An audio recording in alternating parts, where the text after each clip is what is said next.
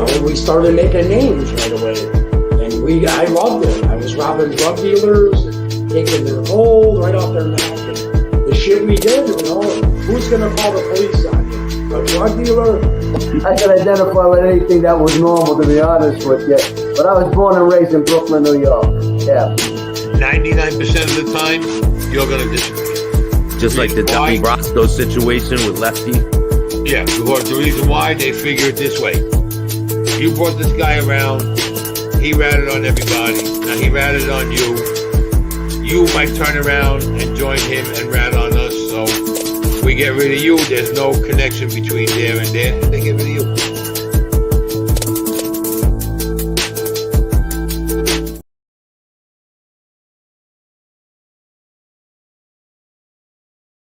you. Tommy was a tough guy. I thought he was crazy. I didn't think he was particularly tough, but the guys he ran around with were badasses. My name is Vic Ferrari, and you do a great job on your show with my name and everything else, but just go on Amazon, book section, type in my name. He's got it right there, Vic Ferrari. My book library will come up. All my books are a behind-the-scenes look at the New York City Police Department. They're $10 paperback, $2.99 ebook download. And if you want to get a hold of me on Twitter or Instagram, I'm at VicFerrari50.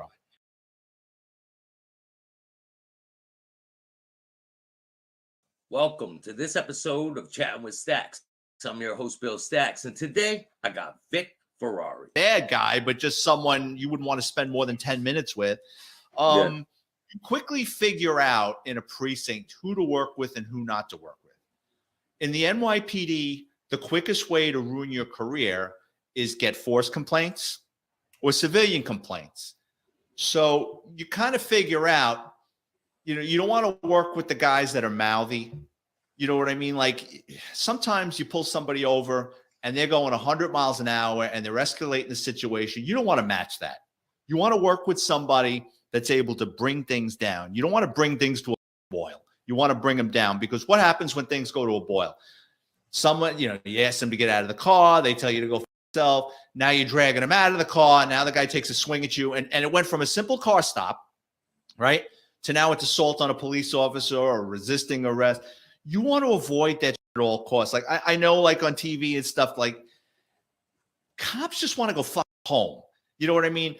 Have we had lunatics out there that have done crazy? Yeah, absolutely. I mean, when that thing with Abner Luima happened, where Luima, where that cop sized him in a precinct bathroom, I think it was, with a plunger. I didn't believe it. When that was in the newspaper, we were like, there is no way that happened. And then when it starts coming out, you were a police officer at that time? Were you a police officer at that time? Yeah.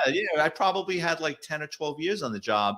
That happened out in Brooklyn, which is nowhere near where I was working. But when that hit the paper, we were all looking at each other like, there's no way this really happened. Like, we thought it was a big bullshit story. And then when it starts coming out that it was real, we're like, Jesus Christ, what a sadistic son of a bitch. Like, cops don't like that shit. No one turned around and go, yeah, too bad he got caught. Like, it's sick. You know what I mean? Yep. Like, I know you hear legends in your police department. Have you ever heard of stories of things that have happened in the past that you're just like, damn, I don't believe that. That didn't happen. Look, all right. So I got hired in the 80s, right? And when I got hired, you still had some of the guys from the Vietnam era, guys that had spent 2-3 tours over in Nam, and then they came back. And you got to remember, New York had a hiring freeze. Then they had a shortage of cops in the 70s. Then they hired a whole bunch back. And I remember, like, I went to a South Bronx precinct early on, and there was a bunch of guys there from Nam. And did I see them do anything fucked up? No. Did I think that they were not right? Yeah. You know what I mean? Like, they just had like that 1,000-yard stare. And like, these guys had a totally different mindset than I did.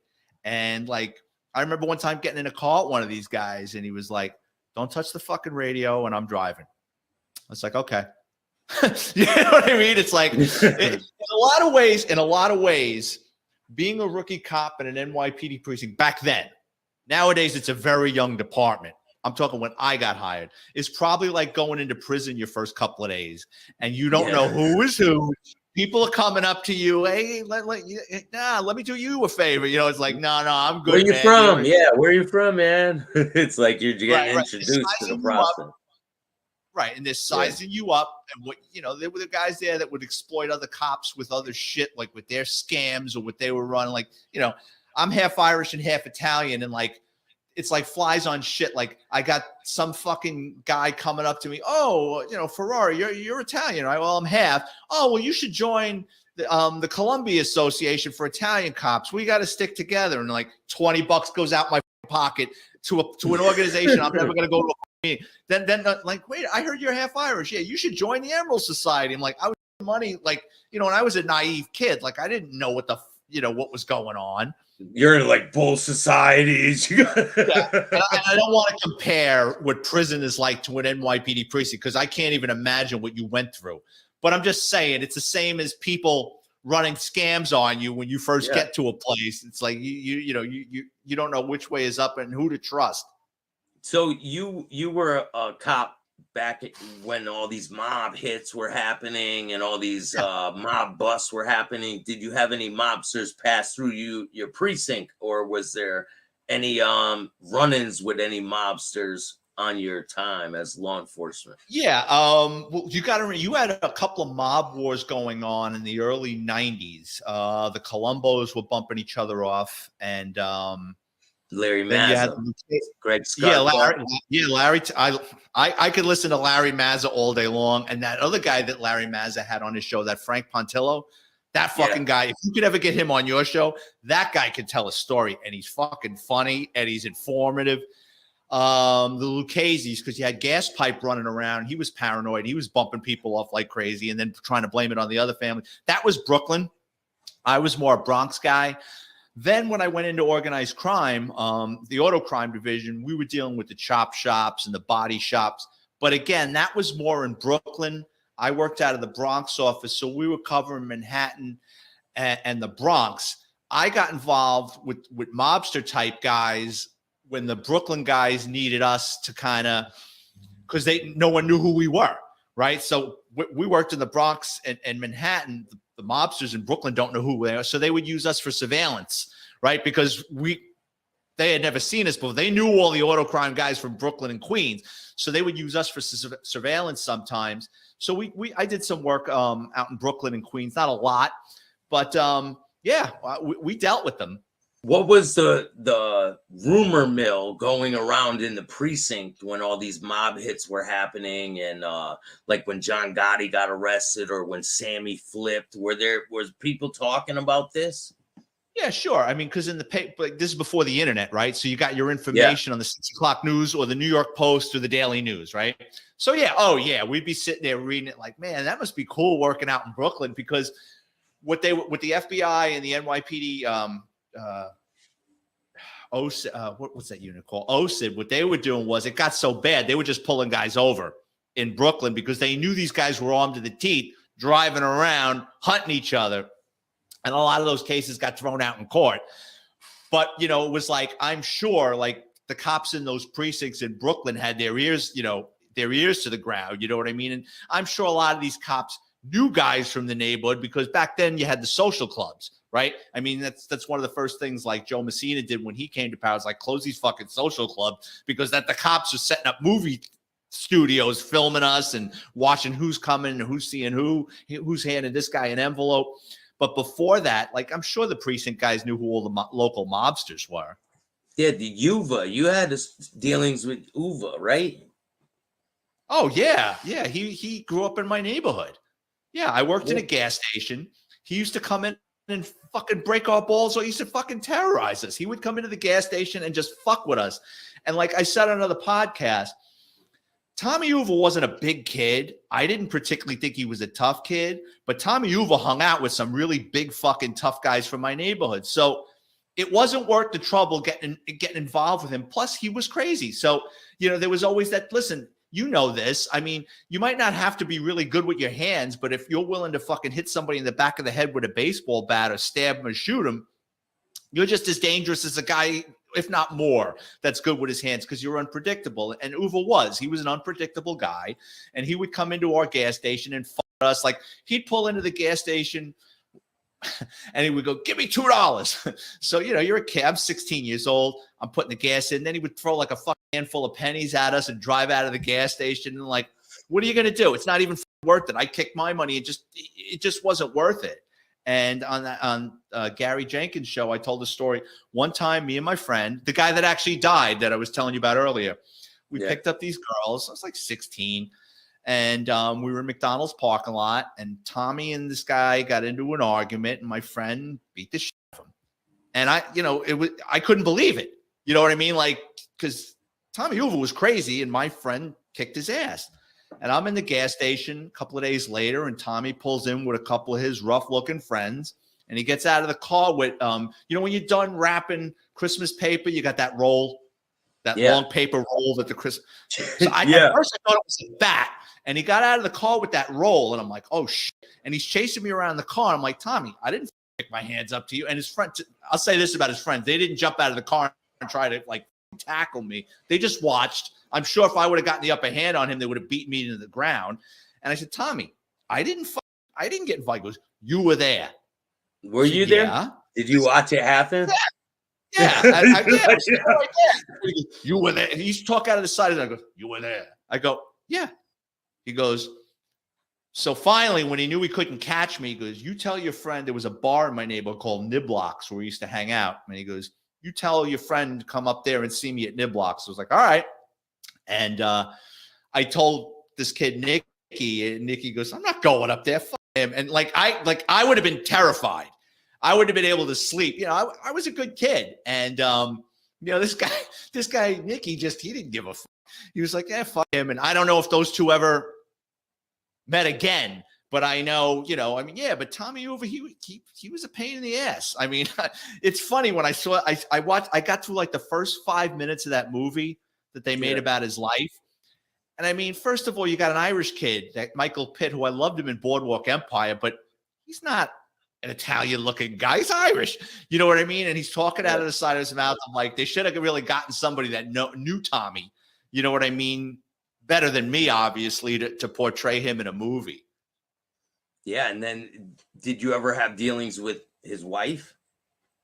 No, I never knew he was married. You got to remember, so Tommy went away. Tommy went upstate in the early 80s. He just kind of vanished, and we had heard he got locked up for a robbery. That's what the word on the street was. And he went upstate, and then I became a cop and just totally lost track to him. And I think he moved out of the neighborhood. I think he was in Queens when he got involved with the wife, and then they were ripping off the mob social clubs.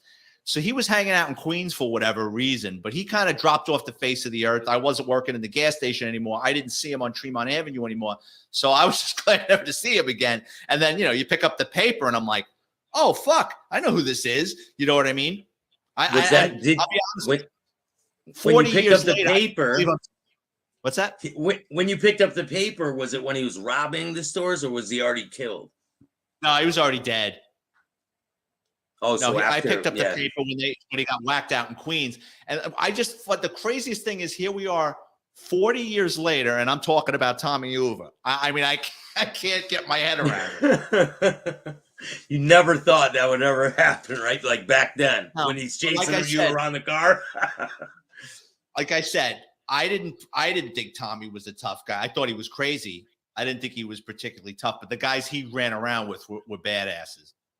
Too bad you didn't have a camera back then. You could have had him chasing you around the car. Like, this is going to be on YouTube. Maybe if we go back to the future, you know what I mean? Yeah. Like maybe if Doc Brown shows up, I could go back to the gas station to the McDonald's parking lot and like change some things. But no, I just find that wild that I'm talking. Like, it was funny because once Gary brought that up and he goes, "You knew him?" I go, "Yeah, he was."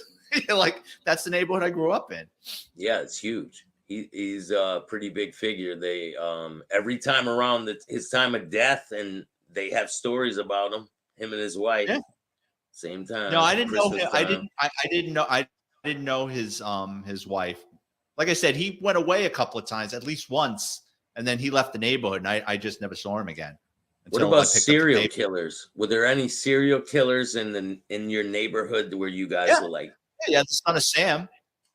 Yeah, the son of Sam. When I was a little boy, I was about 10 years old, and the son of Sam was killing people in Throgs Neck and Pelham Bay. My aunt was in in her early 20s while that was going on. And I remember her cutting her hair and dyeing it, you know. So yeah, Son of Sam was running around the neighborhood back then. Because he was killing women with what, blonde hair or something, right? No, it was brunettes. I think the blonde that he killed was Stacy Moskowitz out in Brooklyn. That was, I think, his last homicide. I think it was that homicide where they got the license plate for his car because he couldn't find a parking spot. And he parked a couple blocks away on a hydrant, did the hit. But in the meantime, the Brooklyn cops had given him a parking ticket. And they figured where that homicide was, there was no place he could have parked. So they went around the neighborhood and they asked all the precinct cops, turn in your summonses. And that's how they were able to track the car up to Yonkers. And then they went up there and that's how they caught him. That's a stroke of luck. It was luck. To be able to, that's crazy. It's just luck. It really is. There's a fine line between exceptional police work and luck. Yeah, like sometimes things just fall into place, right? Other times you're really digging for it. And other times you're beating your head against the wall and you never get to the bottom of it. Yeah. And that type of stuff lingers with you, right? Like when you go home and you're thinking of a case and it never gets solved, does it stay with you? Oh, yeah. There are times I've put things together in my mind with cases where the statute of limitations on things have expired decades ago. And I'm like, why didn't I do this? Why didn't I think of that? You know what I mean? That's just the way my mind works. It's not like I'm sitting there running these cases through my head all the time, but especially now that I'm writing these books, you know, I'm trying to remember these stories and put them together. And yeah, sometimes I'm like, why the fuck didn't I do this? You know what I mean? So yeah, but I mean, it's worried about something it's like having a dream and you wake up and you're worrying about something in your dream. And then you wake up and it's like, you're all worked up about it. It's like, it was a fucking dream. Yeah. Let it go. Like, oh man, I feel the same way about my past, man. If I didn't go through all the stuff I did to get to where I am, I wouldn't be where I'm the important thing is you turned your life around. You know, you've got a forum to tell your story. You're trying to help people. And you know what? Hopefully you can make some money out of this and you can build a career for yourself. Yeah, that's what I'm trying to do. I'm a video editor too. If you ever know anyone that needs work done, I'll send them your way. Yeah, I'm always looking for work. Definitely. Good. But yeah, I appreciate you taking the time to come on my show, and you're welcome back anytime, man. I'm sure you have loads of stories. No, this was yeah. I would love to come back again. Can I just plug my books quick? Yeah, go ahead. Yeah, of course. Sure. So my name is Vic Ferrari, and you do a great job on your show with my name and everything else. But just go on Amazon, book section, type in my name. He's got it right there, Vic Ferrari. My book library will come up. All my books are a behind the scenes look at the New York City Police Department. They're $10 paperback, $2.99 ebook download. And if you want to get a hold of me on Twitter or Instagram, I'm at VicFerrari50. And do you sell signed books and things like that? No, yeah, I don't touch books. I mean, the great thing about Amazon is it's print on demand. So if somebody says, oh, you know what, I'm going to check out Grand Theft Auto, the NYPD's auto crime division, they just click and Amazon sends the book to their house and I get a royalty at the end of the month. I'll have to get one and send it to you so you could sign it for me. And I'll put it in my collection with all the other ones I have. I got piles, man. And I'm putting together a book convention if you're interested in getting in on it. It's going to be probably around September, I'm thinking. Okay. We'll talk. It's going to be pretty big. But yeah, man, you're welcome back anytime. And if you guys want to check out his book, the link will be in the description of this video. And is there anyone else you want to give a shout out to before we go? No, I'm just I'm appreciative, and I'm appreciative that you thought I was interested enough to have me on your show. It means a lot. Thank you. Definitely, man. And thank you, Gary. I really appreciate you linking us together. Thank you, Gary. Yes. Definitely. And you guys check this out. Make sure you hit the like, subscribe, and notification bell so you can get my videos every time they drop. Till next time. Thanks, man.